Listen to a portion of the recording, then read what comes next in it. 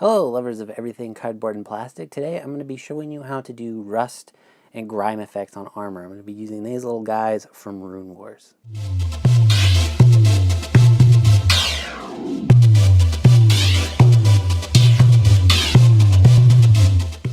Alright, so before I actually go into painting this technique, just so you know, this game does involve a lot of miniatures, a lot of units, a unit type miniature game.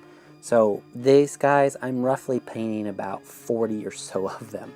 So this technique is not necessarily if you want display quality rust effects. It's a relatively simple and easy effect to get sort of rust and ancient looking armor. And you can kind of experiment with it. It does do a pretty good job, but I would say there are definitely other ways using pigments or just various paints that would probably do a better job of getting some realistic rust effects. So alright, let's just get into it. Alright, so the first thing you're going to notice about these miniatures is that they are primed in a silver color. This is plate mail metal from Army Painter. I'm doing this really just to cut down a lot of time. I'm painting, like I said, 40 or so of these miniatures, and I really just want to speed something up. Now you could of course pick a different color, like if I really wanted to, I could also have shortened down the time of painting the red cloth by just priming them in red, but I decided to cut out the armor part. This makes it pretty simple because in the next stage I'm going to shade the armor. This is slightly optional and I'll explain a little bit more why that is a little bit later. Basically I'm going to be mixing an equal amount of Nuln Oil and Agrax Earthshade. Then I'm just going to spread this all over all the metal bits. So in this particular miniature, that's the plate mail itself, the mail skirt, the weapons, just anywhere where there is possibly metal.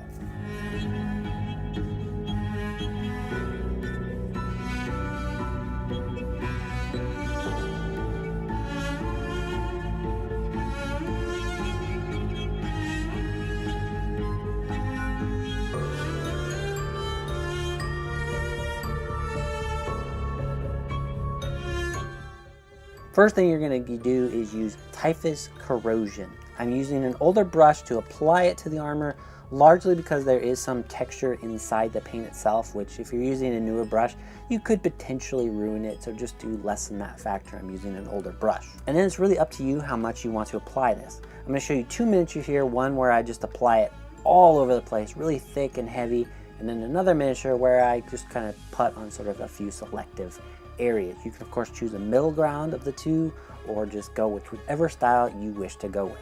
So the reason why that wash was optional was largely because depending on how you're going to be applying your Typus Corrosion, then you could just cover the entire miniature and you don't really have to worry about what's seen underneath that. But if you're going to just lightly apply Typus Corrosion, you might still want to make the rest of the armor look a little bit darker and worn.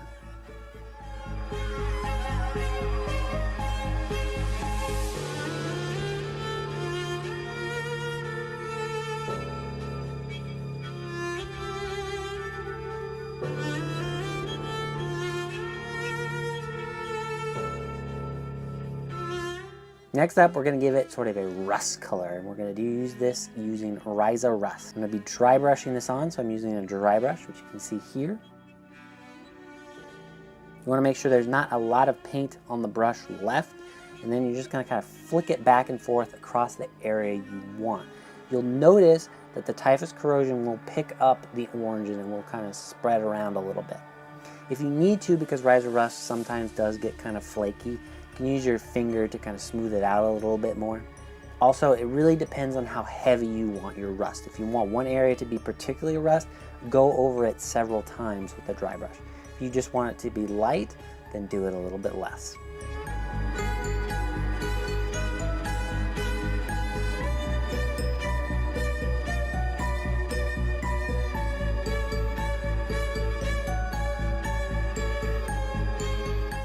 And then I personally wanted my armor to look even more corroded. I'm using the Nihilakh Oxide to give it sort of an ancient, crusty look. Now you don't want to spread this everywhere. What you really want to do with the Nihilakh Oxide is just hit the deepest crevices. That might be this bit like on the shield here, or part of the deeper crevices of the armor, or even the deep crevice of the weapons that they're holding. If you do apply too much, just take a slightly damp brush and just kind of soak it back up to get the effect you really want.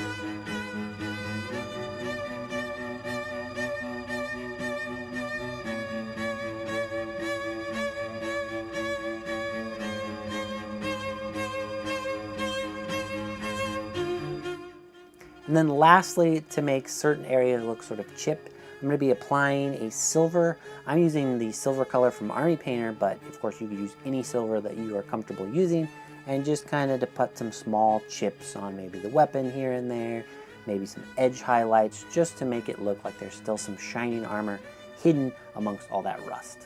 And there you have it. That's a quick and easy way to do rust and sort of ancient looking armor.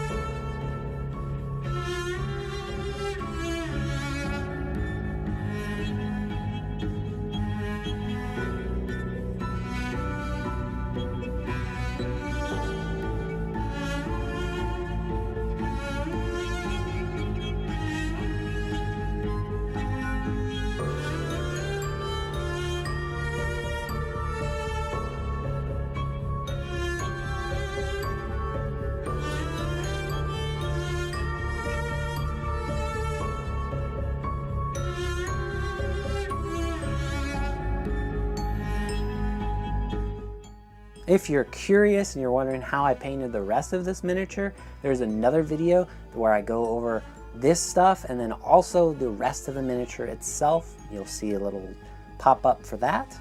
Otherwise, if you watched what you exactly wanted to see, I will see you next video. Bye. Hi there, I'm assuming if you got through the video, you must have really liked it. And if you did, please remember to like the video itself, leave a comment, and hit that big red subscribe button for more content. If you'd like to check out some of my older content, there will be a link to check out a lot of my older reviews. And also, if you're a miniature painter, you can check out some of my miniature painting tutorials. All right, I'll see you next video. Bye.